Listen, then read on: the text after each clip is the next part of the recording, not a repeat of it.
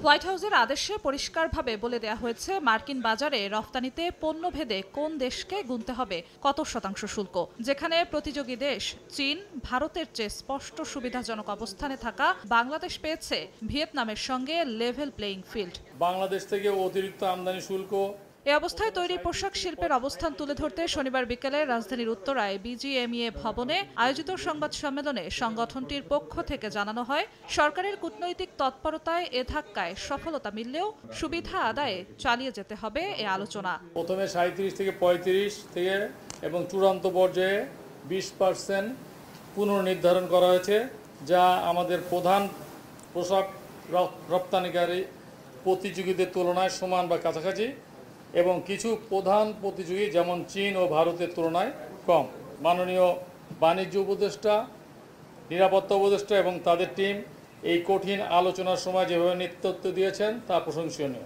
এ সময় জানানো হয়, মার্কিন কাঁচামালে পণ্য তৈরি করে শুল্ক ভার কমানোর সুযোগ রেখেছে ওয়াশিংটন। তাই জোর দিতে হবে যুক্তরাষ্ট্র থেকে তুলা ও কাপড় আমদানিতে। যে কোনো জিনিস আপনি ইউএসএতে এক্সপোর্ট করবেন, ওইটার কন্টেন্ট যদি 20% অ্যাটলিস্ট হয়, তাহলে ওই 20%-এর জন্য আপনি ট্যারিফ ফ্রি পাবেন।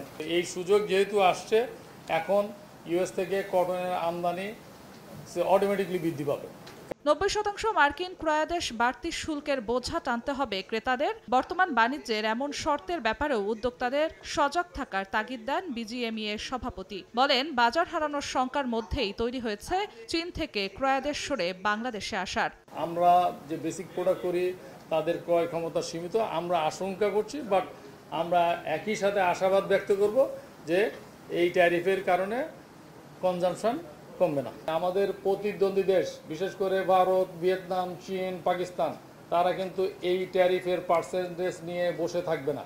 তাদের যে নেগোসিয়েশন, তাদের যে লবিং, এটা চলমান থাকবে। বাড়তি মার্কিন শুল্কে যুক্তরাষ্ট্রের বাজার কতটা সংকুচিত হবে তা বুঝতে আরও কয়েক মাস অপেক্ষা করতে হবে বলেও জানান বিজিএমইএর সভাপতি।